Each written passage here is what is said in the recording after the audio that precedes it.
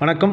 மெய்கண்ட சித்தர் குகை ஒட்டன்சத்திரத்திலிருந்து ஒரு 15 கிலோமீட்டர் கன்னிவாடியில் வந்து பார்த்திங்கன்னா இருக்குது.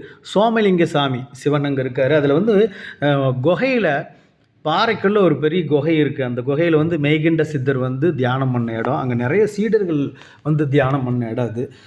வாழையானந்த சித்தர், குண்டலி சித்தர், முத்தானந்த சித்தர் அப்படின்னு சொல்லி சித்தர்கள் மொத்தம் 5 பேர் இருக்காங்க. போகருமே வந்து இங்கே தான் வந்து முருகருடைய அந்த நவபாசான சிலை செய்கிறதுக்கு முன்னாடி இங்கே தான் உத்தரவு வாங்கினதாக சொல்லப்படுது. அவருமே அங்கே தியானம் பண்ண இடம். அந்த குகை இருக்குது. குகையில் வந்து பார்த்திங்கன்னா விசித்திரமான சப்தங்கள் கேட்கும். அதே மாதிரி அந்த சித்தர்கள் தியானம் பண்ண இடம் ரொம்ப புனிதமாக இருக்குது. 5 சித்தர்களும் அங்கே இருக்காங்க. பல ரூபங்களில் வந்து அங்கே வந்துட்டு போகிறதா வந்து இன்னுமே வந்து அந்த ஐதீகம் இருந்துக்கிட்டு இருக்குது. சிவன் இருக்கார் அங்கே, சோமலிங்க சுவாமி பாருங்க.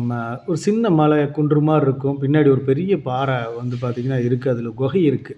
அதில் முருகர் வச்சுருக்காங்க. 5 சித்தர்கள் பார்த்திங்கன்னா தெரியும் உங்களுக்கு. 5 சித்தர்கள் வச்சுருப்பாங்க. இதில் மெய்கண்ட சித்தருடைய குகைனே பேர்.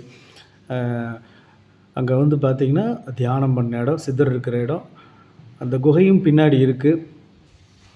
சித்தர் வழிபாடுகள் செய்கிறவங்களுக்கு இது ஒரு சிறப்பான இடமா இருக்கும். ரொம்ப அமைதியான சூழ்நிலை இருக்குது அங்கே.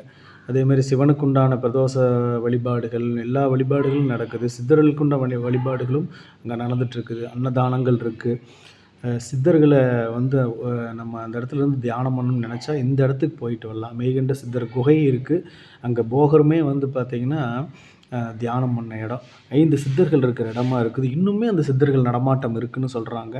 பல ரூபங்களில் வந்துட்டு போகிறதாகவும் இருக்குது.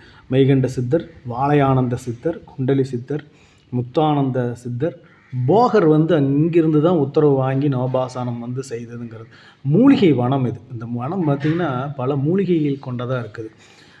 உயிர் வந்து அதிகமாக வாழக்கூடிய, அதிக ஆண்டுகள் வாழக்கூடிய அந்த மூலிகைகள்லாம் வந்து இங்கிருந்து தான் எடுத்ததாக வந்து இருக்குது. அந்த மாதிரி ஒரு மூலிகை வனம்னு சொல்லலாம். அந்த பாறைகளுக்கு பின்னாடி இந்த குகை இருக்குது பாருங்கள். அந்த குகை பெரும் பாறை தான் இருக்குது. பெரிய பாறை. இந்த பாறைக்கு பக்கத்தில் அதுக்கப்புறம் வந்து ஃபாரஸ்ட் தான். இதான் வரும் வெளியில் வர்றோம் நாங்கள். இது வந்து மெய்கண்ட சித்தர். சித்தர் வழிபாடு செய்கிறவங்களுக்கு இது ஒரு சிறப்பான இடமா இருக்கும்.